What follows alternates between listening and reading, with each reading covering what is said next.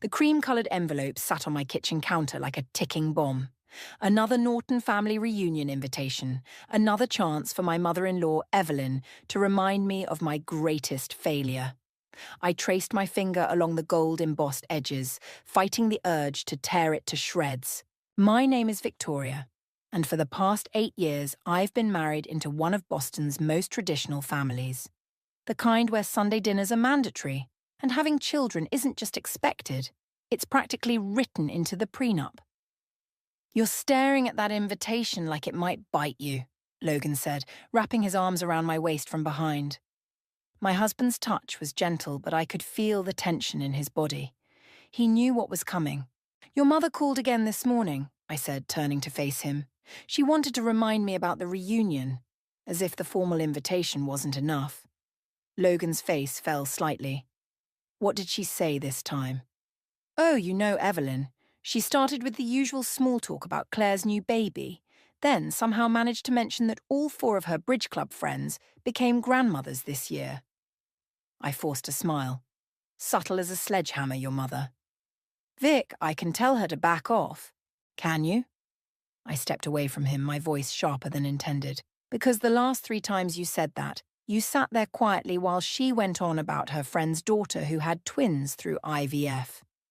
The kitchen fell silent except for the gentle hum of the refrigerator. Logan ran his hands through his hair, his tell when he's frustrated. "It's complicated."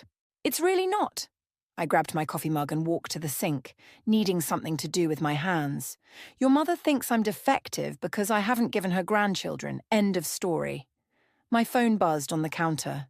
Lindsay's name flashed across the screen and my heart softened immediately. I answered, turning away from Logan. "Hey, sweetie, everything okay? Aunt Vic, can you help me with my history project, the one about family trees?" Lindsay's voice carried the same gentle lilt as her mother's, my sister Jade's, and it made my chest ache. "Of course. I'll pick you and Camden up after school, okay? We can work on it at my place." After hanging up, I caught Logan watching me with that look, the one that mixed love with guilt. He knew about my promise to Jade, made in a sterile hospital room 5 years ago. The promise that changed everything. "They need me," I said simply. "I know." Logan stepped closer, hesitating. "But maybe if we told my family about Lindsay and Camden."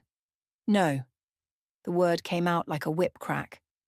"They're not props to make your mother feel better about my choices. They're my sister's children, and I promised to protect them." The doorbell rang, saving us from another circular argument. I opened it to find Cora, my best friend since college, holding 2 cups of coffee and wearing her intervention face. "You got the reunion invitation, didn't you?" she asked, pushing past me into the house. "Logan, sweetie, give us a minute." Logan nodded, grabbing his keys. "I need to head to the office anyway, we'll talk later." After he left, Cora handed me one of the coffees. "Spill it. How bad was Evelyn's latest passive-aggressive attack?" She sent me a link to a fertility specialist. Said she's worried about my biological clock. I sank onto the couch, the weight of years of judgment pressing down on my shoulders. "Jesus." Cora sat beside me. "You know, you could just tell them the truth. About Jade, about the kids, and have Evelyn Norton, queen of the country club set, know that her daughter-in-law is raising her dead sister's children instead of producing proper Norton heirs." I laughed bitterly. She'd probably try to have my marriage annulled. "Or maybe she'd finally understand why you've made the choices you have." Cora touched my arm. "Vic, I was there when Jade made you promise. I saw what it did to you. You're not just their aunt. You're the only mother they have left." My phone buzzed again. A text from Camden asking if we could have pizza for dinner. Looking at his message, I remembered the day of Jade's funeral, holding my sister's hand as she made me swear to give her children the life she no longer could. "The reunion's in 2 weeks," I said, putting my phone down. "Maybe it's time the Norton family learns what real family loyalty looks like." Cora's eyes widened. "Victoria Norton, are you planning something?" I smiled, thinking of Jade, of Lindsay and Camden, of all the times I've swallowed Evelyn's barbed comments. Let's just say karma's been a long time coming. The Norton family's dining room always felt like a courtroom, with Evelyn presiding as judge and jury. Tonight was no different as I sat at the massive mahogany table, watching her arrange flowers with surgical precision while delivering her latest verdict on my life choices. "Did you hear about Patricia's daughter?" Evelyn asked, not looking up from her roses. "She just found out she's expecting twins, and she's 42. She paused meaningfully. Modern medicine is simply miraculous these days. I gripped my wineglass tighter, counting to 10 in my head. Logan squeezed my knee under the table but remained silent. "That's wonderful for Patricia," I managed, taking a long sip of Merlot. "Indeed." Evelyn's perfectly manicured fingers adjusted a stem. "You know, Victoria, I ran into Dr. Harrison at the club yesterday. He's one of the top fertility specialists in Boston. I took the liberty of making you an appointment." "Mother," Logan finally interrupted, but his voice lacked conviction. "What?" "I'm simply looking out for my son's interests." She turned to Logan. "Darling, you're not getting any younger. Don't you want children of your own?" My phone vibrated in my purse, probably Lindsay asking about tomorrow's science test. I reached for it, but Evelyn's sharp look made me pause. "No phones at dinner, Victoria. We're having family time." I bit back a laugh at the irony. If only she knew about the family waiting for me at home. Matthew, Logan's brother, arrived late as usual, bringing a welcome interruption. "Sorry, everyone. Traffic was hell." He kissed Evelyn's cheek and gave me a sympathetic smile. Of all the Nortons, he'd always been the most human. "Matthew, dear, you remember Caroline from the club?" Evelyn brightened. "She's divorced now and she has the most adorable little boys. I thought perhaps—" "Mom, stop." Matthew dropped into his chair. "I'm perfectly happy being single. And while we're at it, maybe ease up on Vic about the baby thing." The room went silent. Even the grandfather clock in the corner seemed to hold its breath. "I'm simply concerned," Evelyn said, her voice dropping to that dangerous whisper I'd come to dread. "When Logan married Victoria, we all assumed they'd start a family right away. 8 years later," she spread her hands in a gesture that managed to convey both helplessness and accusation. "There's nothing wrong with Victoria," Logan said, but his defense came too late and too weak. "Of course not, dear. But perhaps there are other issues we should discuss." Evelyn's eyes locked onto mine. "Victoria, have you considered that maybe you're being selfish?" The word hung in the air like poison gas. I thought of Lindsay and Camden waiting at home with their sitter, of homework help and nightmare comfort and birthday parties, of being there for every moment their mother couldn't be. Selfish? I set my wineglass down carefully. That's an interesting choice of words. "Well, dear, you must understand. Logan comes from a long line of—" My phone buzzed again. This time I grabbed it. "Victoria," Evelyn warned. "It's important," I said, checking the message. Camden's fever had spiked to 102. "I need to go." "In the middle of dinner?" Evelyn's voice could have frozen hell. "Really, Victoria, whatever it is can surely wait." "No, it can't." I stood up, gathering my things. "Logan, are you coming?" He hesitated, looking between his mother and me. "Vic, maybe we should—" "Fine." I grabbed my keys. "I'll handle it myself, like I always do." "Handle what?" Evelyn called after me. "Victoria, this behavior is completely unacceptable." Matthew followed me to the door. "Everything okay?" "Camden's sick," I whispered. "He needs me." His eyes softened with understanding. He was the only Norton who knew about Jade's kids. He'd caught me picking them up from school one day and kept my secret. "Go. I'll smooth things over here." As I drove home, my phone rang. Logan. "You embarrassed my mother," he said without preamble. "Camden has a fever of 102, but sure, let's talk about your mother's feelings." "Vic, you know how she is. If you'd just explain—" "Explain what?" "That while she's been busy judging me for not giving her grandchildren, I've been raising 2 kids who actually need me. That I made a promise to my dying sister. Maybe it's time we told them," he suggested quietly. I thought of Evelyn's smug face, of her constant criticism, of 8 years of judgment. "Oh, we will. But it'll be on my terms, not hers." "What does that mean?" It means I'm done playing by her rules. I pulled into my driveway, seeing the babysitter's worried face through the window. I have to go. Your nephew needs me. I hung up before he could respond, already focused on the family that truly mattered. She actually made you a fertility appointment? Cora nearly spilled her latte in outrage. We were sitting in our usual corner of the coffee shop, away from prying ears. That woman has officially lost her mind. That's not even the worst part. I pulled out my phone, showing her Evelyn's latest text. She sent me this article about career women who wait too long this morning, right after I spent the entire night taking care of Camden's fever. How is he, by the way? Better. Finally got his temperature down around 3 a.m. I rubbed my tired eyes.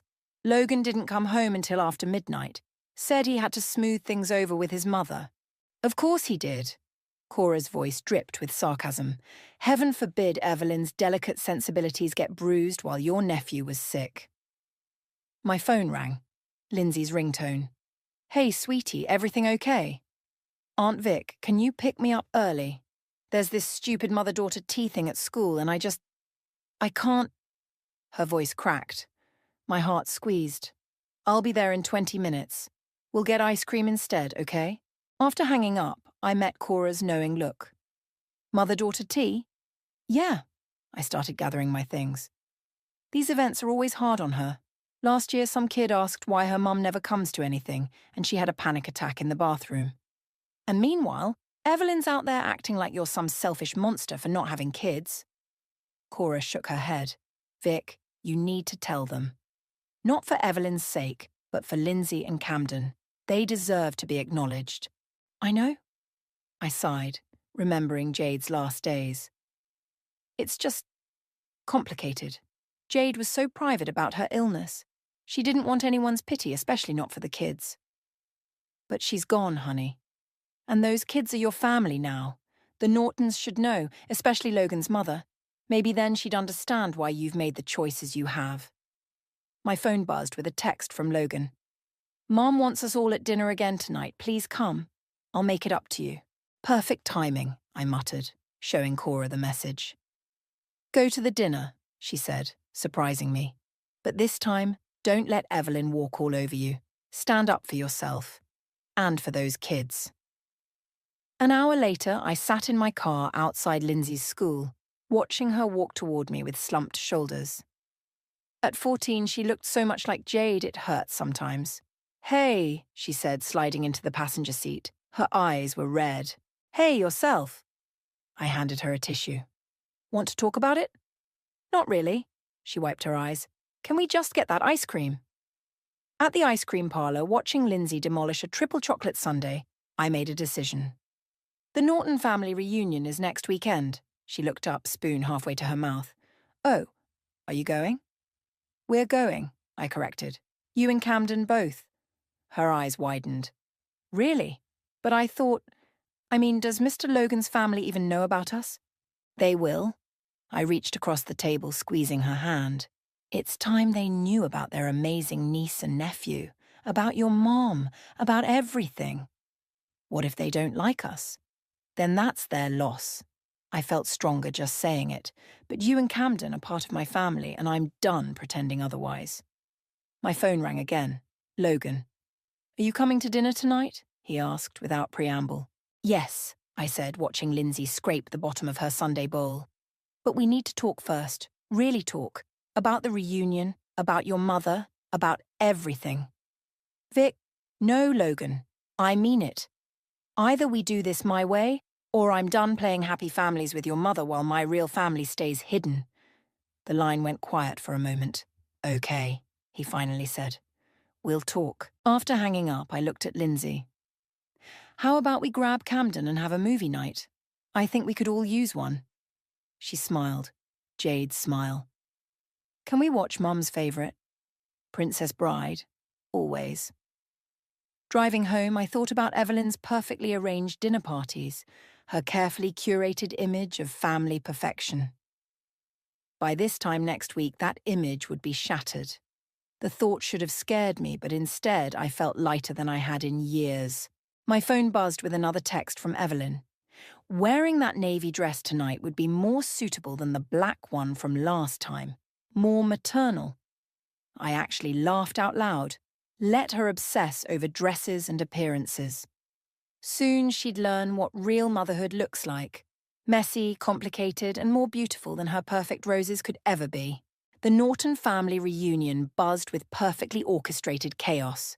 Evelyn had outdone herself, transforming her sprawling backyard into something from a magazine spread. White tables dotted the lawn, each topped with fresh peonies and pristine tablecloths that probably cost more than my monthly grocery bill.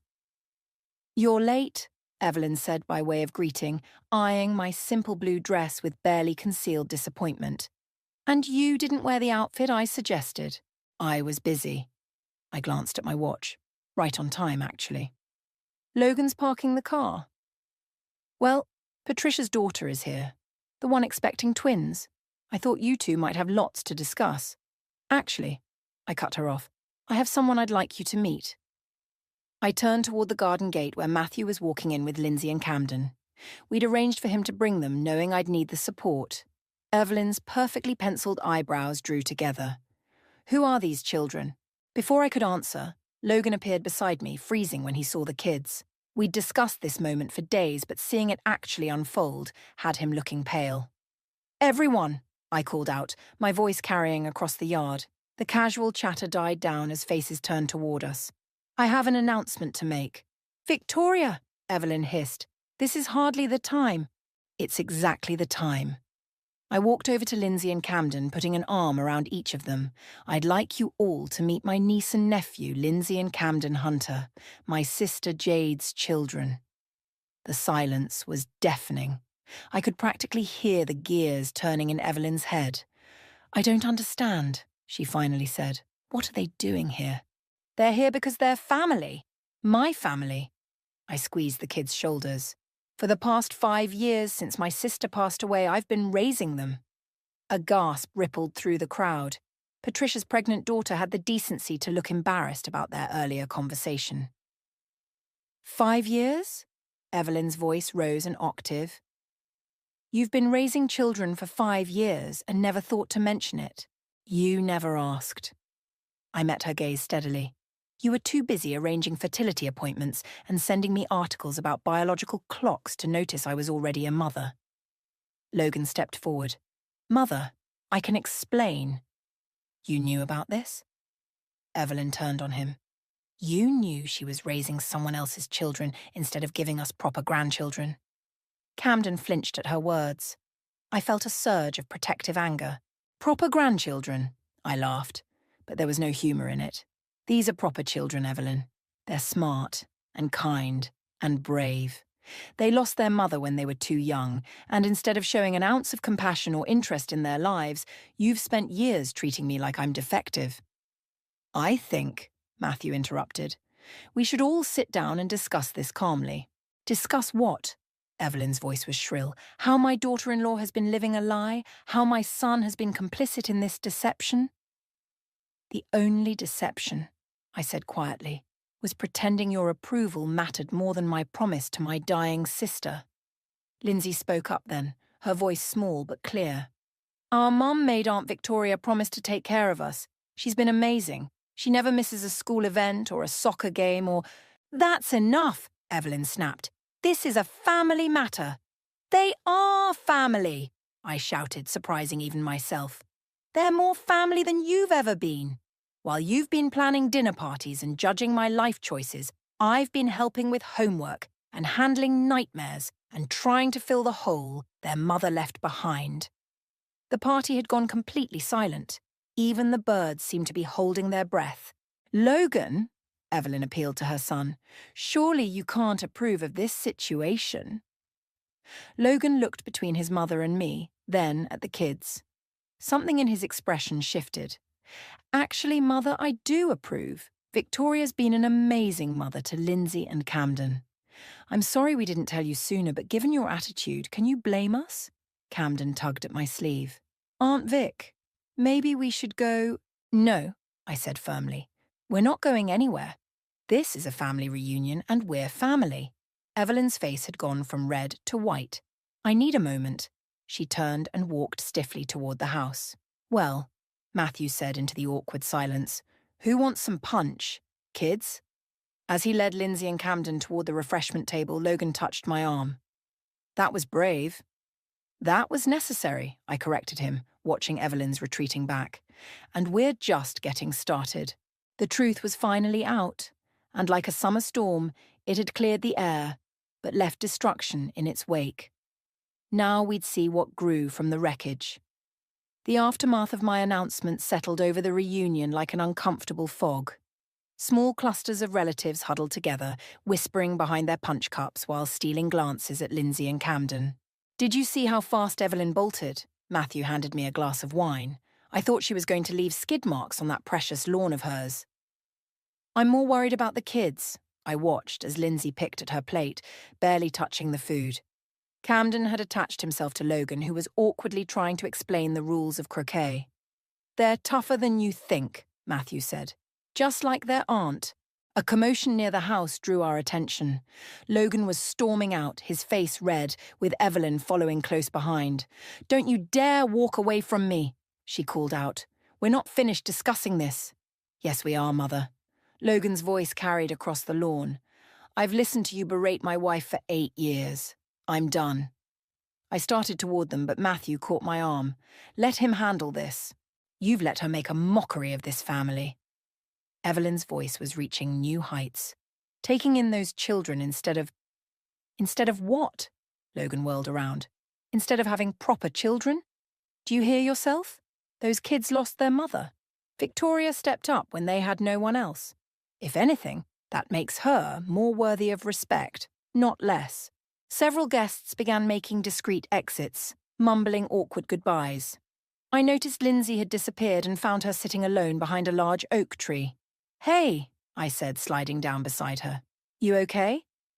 Everyone's fighting because of us. She pulled her knees to her chest. Maybe we shouldn't have come. No, they're fighting because of years of secrets and judgment. None of this is your fault. She hates us, Lindsay whispered. Mr. Logan's mum. She looked at us like we were something gross on her shoe. Evelyn looks at everyone that way. It's her default setting. I bumped her shoulder playfully, earning a small smile. Victoria. Evelyn's voice made us both jump. She stood there, impeccable despite her earlier exit, looking down at us with an unreadable expression. A word, please. I squeezed Lindsay's hand before standing. Stay here, okay? Evelyn led me to a quiet corner of the garden. Logan tells me you made a promise to your sister. I did. And these children, they're well cared for. They're loved, I corrected. They're supported. They're given everything they need, including the space to miss their mother without feeling guilty about it. She flinched at that. You should have told us. Would it have made a difference? Would you have stopped pushing me about having babies if you knew I was already raising 2? They're not, she paused, choosing her words carefully. They're not actually your children. No, they're not. They're my sister's children who I love as my own. And if you can't understand that kind of love, then I feel sorry for you.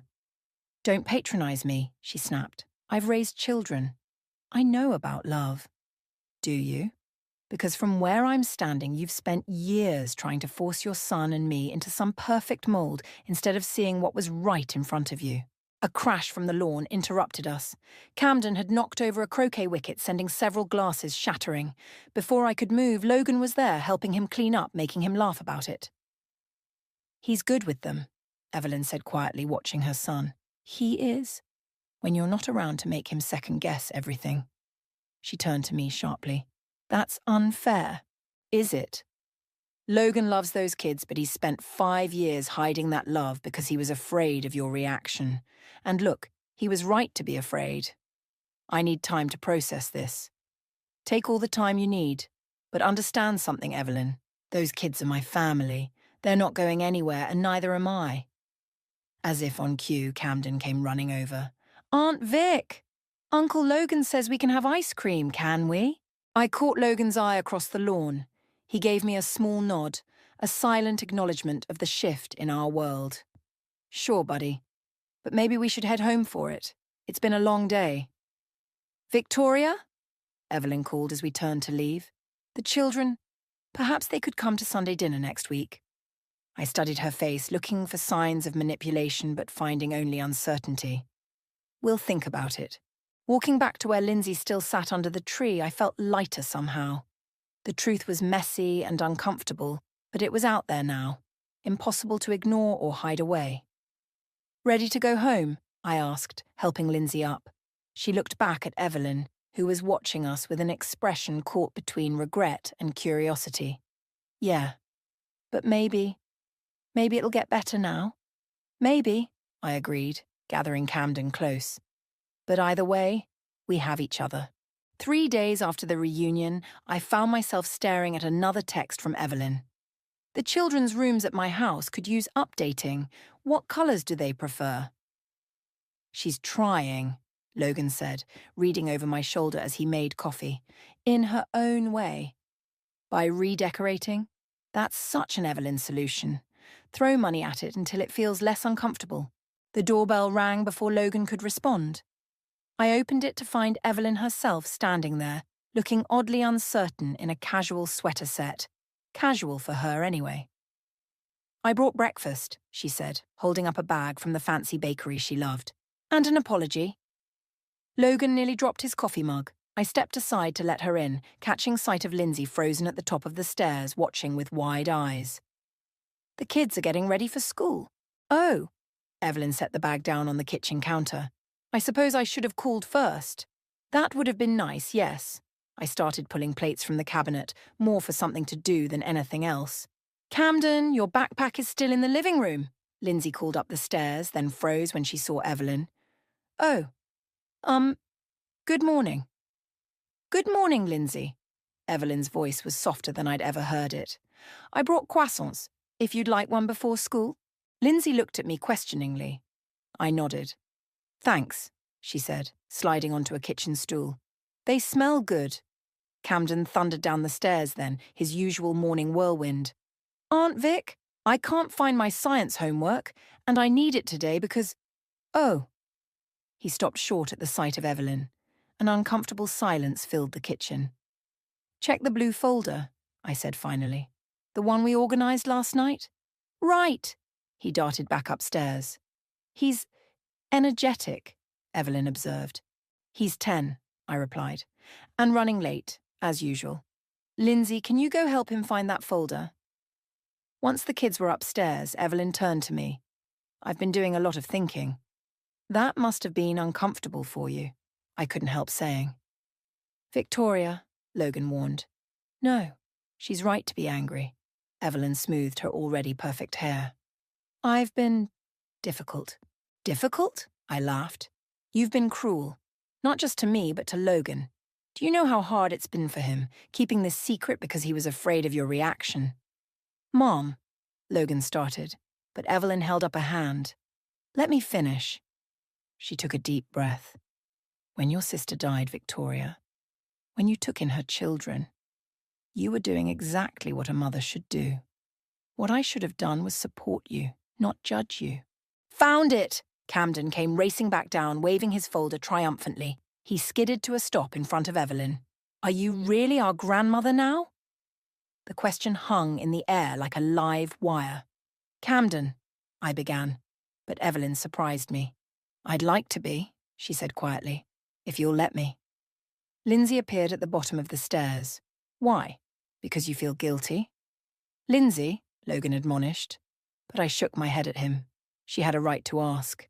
Partially, yes, Evelyn admitted, but also because I've missed out on 5 years of knowing 2 remarkable children, because my son loves you both, because your aunt has shown me what real strength looks like.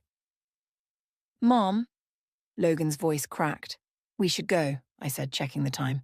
The kids will be late for school. Of course, Evelyn stood, but perhaps dinner on Sunday? All of us? I looked at the kids. Camden was already nodding enthusiastically, but Lindsay was more hesitant. Can we think about it? Lindsay asked. Of course you can. Evelyn smiled. A real smile, not her usual social mask. Take all the time you need. As I drove the kids to school, Lindsay was unusually quiet. "What are you thinking?" I asked. "Do you trust her?" she asked. "After everything?" I thought about Evelyn's careful armour, about how it had cracked when Camden called her grandmother. "I trust that she wants to try," I said finally. "Sometimes that's all we can ask for." "Mom would have hated her," Lindsay said, then laughed a little. "Oh, absolutely. But your mom also believed in second chances." "Yeah." Lindsay looked out the window. "Maybe we could try Sunday dinner, just once." My phone buzzed with another text from Evelyn. "The children's rooms. Purple for Lindsay, blue for Camden. We can shop this weekend if they'd like." I showed it to Lindsay, who rolled her eyes but smiled. She really doesn't do subtle, does she? "Nope." I typed back a quick response. "Ask them yourself on Sunday." Sometimes karma works in mysterious ways, I thought. Sometimes it looks like croissants and paint samples and the slow, careful building of bridges you never expected to cross. Sunday dinner at Evelyn's house felt like walking into a carefully choreographed play where nobody quite knew their lines. The dining room table was set with the good china. Not the heirloom set she usually used, I noticed, but newer pieces with cheerful patterns. "I thought these might be more appropriate," Evelyn said, following my gaze. "Less formal." "They're pretty," Camden said, running his finger along the rim of a plate until I gently stopped him. "I made mac and cheese," Evelyn announced, sounding almost proud. "The cook helped, of course, but I thought..."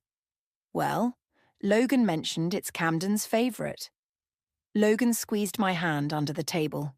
This was his mother's version of trying, trading her usual duck confit for comfort food, her precious antiques for family-friendly plates. "Actually," Lindsay spoke up, "Camden likes the boxed kind better. The orange powder stuff?" An awkward silence fell. I held my breath, waiting for Evelyn's reaction. To everyone's surprise, she laughed.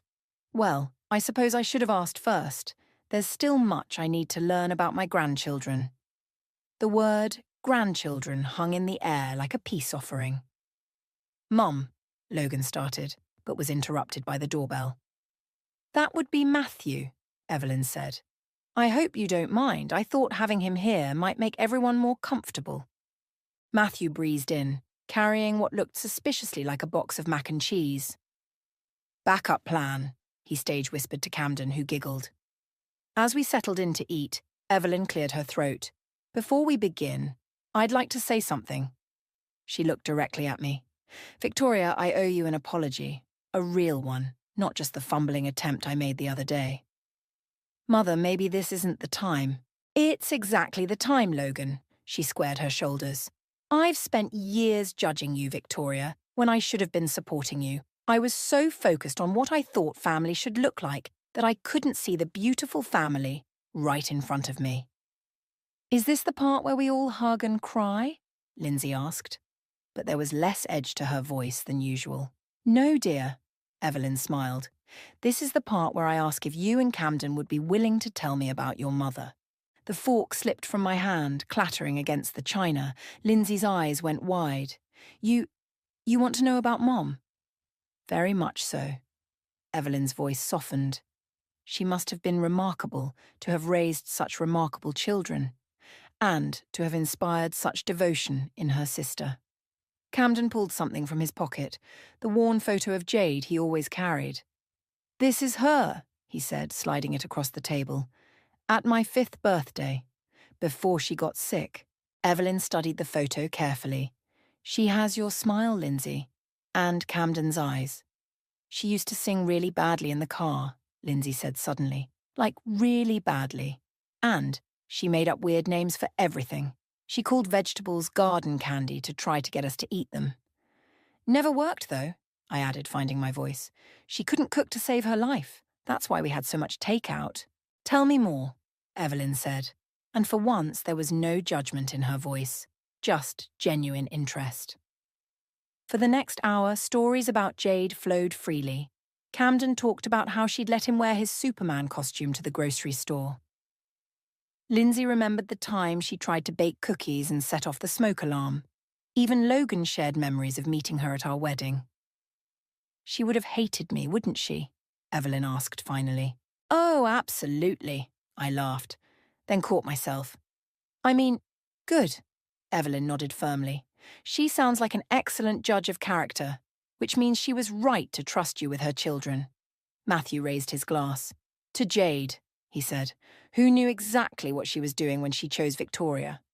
To Mom, Lindsay and Camden said together. As we finished dinner, Evelyn pulled me aside. I had the rooms prepared upstairs, for when the children visit. If they want to, that is. No pressure. Purple for Lindsay? I asked, remembering her text. Actually, I thought they might like to choose for themselves. We could go shopping next weekend, all of us. I looked over at the dinner table where Camden was teaching Logan some complicated handshake, while Lindsay showed Matthew pictures on her phone. This wasn't the family I'd imagined when I married Logan, but maybe it was better than anything we could have planned. I'd like that, I said. But, Evelyn, no more fertility doctor recommendations. Darling, I already have 2 perfect grandchildren. Why would I need more? And just like that, 8 years of tension began to unravel, replaced by something new and uncertain but full of possibility. Now, Evelyn said, tell me more about this boxed mac and cheese obsession. Should I be concerned? Mum would have loved this, Lindsay said, helping me arrange flowers on Jade's grave. We'd brought her favourite, yellow daisies, the kind she used to pick from our childhood backyard. She would have laughed at all of it, I agreed, especially Evelyn trying to learn TikTok dances with you last week. I still can't believe she posted that, Lindsay grinned, adjusting a daisy. Camden's friends keep asking if their cool grandmother can come to their soccer games too. Speaking of which, I checked my phone. We should head over to the field. Your brother's championship game starts in an hour. Can we just stay here a minute? Lindsay sat cross-legged by the headstone. I want to tell Mom something. I settled beside her, watching as she traced her fingers over Jade's name. Hey, Mom, she started. So, remember how Aunt Vic always said everything happens for a reason? Even the really awful stuff? She glanced at me. I think I get it now, because if you hadn't made her promise to take care of us, we wouldn't have this weird, crazy family we have now. A car door slammed in the distance, and I looked up to see Logan and Evelyn walking toward us, Camden bouncing between them in his soccer uniform. I brought his lucky water bottle, Evelyn called out. The one with the dinosaurs. He left it at our house after Sunday dinner. And snacks, Camden added. Grandma got the good stuff, not the healthy things Aunt Vic usually packs. Of course she did, I muttered, but couldn't help smiling. Evelyn approached the grave carefully, holding a small bouquet of her prized roses. May I? Lindsay nodded, moving aside to make room. Hello, Jade, Evelyn said softly, placing the roses. I'm sorry I never got to meet you, but thank you for trusting your children to Victoria. She's taught me more about being a mother than I ever taught Logan. Mom, Logan protested, but he was smiling. It's true, Evelyn continued. I spent so many years focused on what I thought family should be that I almost missed out on what it actually is. She turned to me. Victoria, I have something for you. She pulled an envelope from her purse. Inside was a legal document, adoption papers. I had my lawyer draw these up, she explained. Only if you want to, of course. But this would make everything official. The children would legally be yours while still honouring Jade's memory. We already talked about it, Lindsay said quickly. Camden and me. We want it. I looked at the papers through blurring eyes. But I thought, we have guardianship already. Yes, but this is different. Evelyn squeezed my hand. This makes you their mother in every way that matters. Legally and officially, not just in your hearts. Can we still call you Aunt Vic sometimes, though? Camden asked anxiously. When we want to. Of course you can, buddy. I pulled him close. I'm whatever you need me to be. You're our mom, Lindsay said firmly. Our second mom. And Mom would be happy about that? Logan knelt beside the grave. Jade, I promise we'll keep taking care of them. All of us. Together. Even if it means more boxed mac and cheese, Evelyn added, making everyone laugh. We should get going, Logan said, checking his watch. Big game to win. As everyone headed back to the cars, I lingered for a moment. You'd love this, Jade, I whispered. Your kids have so many people loving them now, even if one of them is your worst nightmare. A country club mom who thinks designer labels are a food group. A warm breeze rustled the flowers and I could almost hear Jade's laugh. "Aunt Vic!" Camden called. "Come on, I need my lucky charm there." "Coming." I touched the headstone one last time. I kept my promise, sis, and somehow it gave me everything I never knew I needed. At the soccer field, I sat between Lindsay and Evelyn, watching Camden race across the field. Logan was down by the sidelines, cheering embarrassingly loud. Matthew showed up at halftime with ice cream for everyone, even though Evelyn complained about the mess. "Hey," Lindsay nudged me, holding up her phone. "Look what I found." It was an old photo of Jade and me as kids, covered in mud from trying to make a garden. We were laughing, arms around each other, not caring about the mess. "Mom wrote something on the back," Lindsay said, turning the phone. "In Jade's messy handwriting, sisters by blood, best friends by choice." "Perfect timing finding that today," I said. Lindsay smiled, Jade's smile. "Nothing's really perfect. But this," she gestured at our noisy, messy, beautiful family, "this comes pretty close." Camden scored the winning goal, and as we all rushed the field to celebrate, I felt it. That sense of everything being exactly as it should be. Not perfect, but real. Not what I'd planned, but somehow better. Just like Jade would have wanted it. Jade would have wanted it. Jade would have wanted it. Jade would have wanted it. Jade would have wanted it.